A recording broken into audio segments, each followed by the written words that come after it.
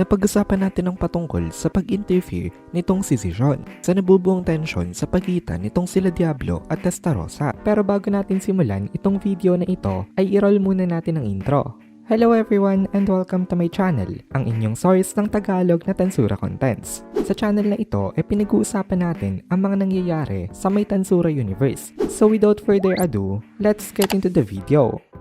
Nag-upload na nga pala guys ang Kohay PH ng Tagalog na solo leveling. Kaya kung gusto mo makapanood ng Tagalog solo leveling contents, bisitahin nyo ang Kohay PH. Link in the description. So nag-agree nga itong si Benimaru kay Zijon at nag-vow itong si Benimaru na magiging isang leader siya na hindi reliant sa kanilang Lloyd para never na daw uli na mangyari ang trahedya na ganito na i-remind itong si Benimaru ng isang newcomer lang na si Zijon. Dahil dito, bumalik ang leadership niya. Masakit para kay Benimaru na bilang appointed leader kapag wala ang kanilang master, kabilang siya sa mga nag-breakdown kanina. Bilang commander-in-chief kasi ng Tempest, na kay Benimaru ngayon ang lahat ng responsibilities. Kaya kahit nag-aano pa siya kakabado, hindi niya pwedeng ipakita ito sa mga naandito. Isa ito sa mga responsibilities niya bilang isang leader. Kaya ngumiti itong si Benimaru at sabi niya sa kanila kailangan daw nilang patunayan kay Rimuru-sama na kaya nilang i-handle ang mga darating na problema para daw hindi magalala ito once na ito nakabalik na. Tumango naman itong si Gopta dito. Naging cheerful na itong si Gopta. At sabi niya, tama daw itong si Benimaru-san. Ang pagkawala daw nitong si Rimuru-sama ay hindi daw nangangahulugan na patay na daw ito. Patigas daw itong si Lord Rimuru. At sigurado daw siya na makakabalik ito sa kanila kahit na ano pa daw mangyari dito. Tumawa rin itong si Rigoy dito at sumang-ayon naman siya kay Gopta. Nagsalita rin itong si Geld na oo nga daw, palagi daw sila nakadepend kay Rimuru-sama. Kagaya daw ng sinabi nitong si Benimaru-sama kanina, kailangan daw nila na gawin ang mga roles nila para sa honor nitong kanilang Lord. Lahat ng executives dito tumango in agreement. Imbis na dark and tense atmosphere, naging cheerful ang lahat ng mga nandito kahit na nawala ang kanilang Lord na si Rimuru. Nagsalita rin itong si Gabiru na kinabahan daw siya nung nawala itong si Rimuru-sama kanina. Kung nakita daw ni Rimuru-sama ang expression niya, sigurado daw siya na pagtatawanan siya nito. Sabi naman uli nitong si Gald, nagdududa nga daw siya kanina sa ibinigay na report nitong si Soei Dono kasi sa tingin niya daw imposible na matalo itong si Lord Rimuru.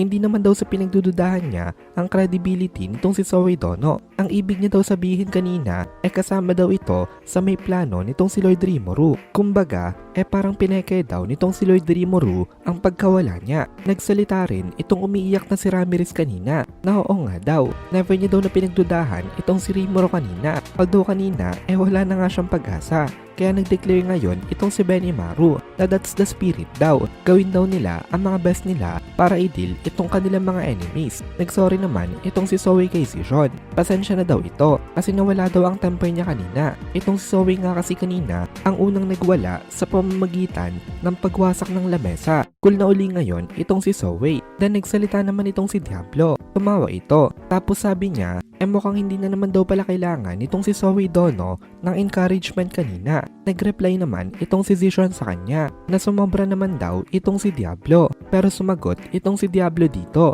na hindi naman daw. Kasi kung hindi daw sila mamumulat, hindi daw sila magiging useful kay Lord Rimuru. Pero itong si Testarossa ang nag-reply dito na oo daw. Pero hindi daw ibig sabihin nun kailangan itong si Diablo na sayangin ang kanyang sarili sa pamamagitan na mag-isa na pagsugod sa leader ng mga enemy. Tumawa naman itong si Diablo sa may reply na ito nitong si Testarossa. Tapos tumingin itong si Diablo sa may malaking screen sa may control room nila. Kitang-kita dito ang kanilang mga enemies na nang-invade dito sa may labyrinth na ito. Nagmamarcha ngayon itong mga ito papalapit sa kanila. Kagaya ng sinabi ni Zijon kanina, hindi ito ang time para sila mismo ang magtalo-talo kasi mayroong mga kalaban ngayon sa loob ng labyrinth na ito. Pero kailangan kasi muna talaga nila na mag-away kanina para maisettle ang kanilang mga issue bago nila ma-deal itong mga invaders na dumating nga dito. Naisip na daw agad yun itong si Diablo kaya kinailangan niya daw na mag-cause ng kaguluhan dito kanina kasi kung hindi daw magtutulong-tulong itong mga nandito defeat ang naghihintay sa kanila. Pero ngayon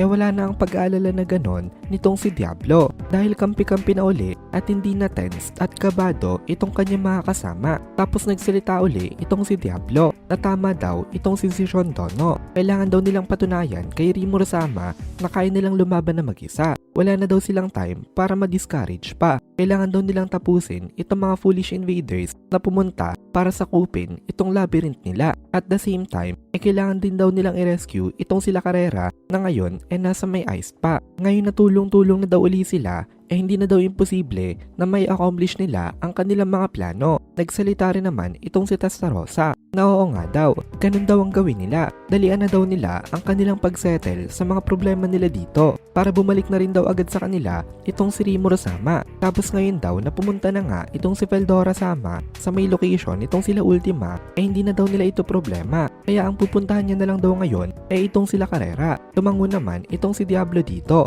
at sabi niya kailangan rin daw nilang i-rescue pati ang mga subordinates itong si Milim Sama. Kaya aasa daw siya kay Testarossa. With these words, umalis na itong si Testarossa dito. Tumingin naman itong si Benimaru kay Diablo dahil iniisip nitong si Benimaru kung ano naman daw kaya ang gagawin nitong Black Primordial na ito. At dito na muna natin tatapusin itong video na ito. Kung nagugustuhan mo itong mga videos natin, ay please consider joining the membership para mapanood mo na agad ang mga kasunod na part dahil palaging advance ang ating mga members. Also, ay please consider leaving a like at mag-comment ka na din para ma-boost naman tayo ng algorithm.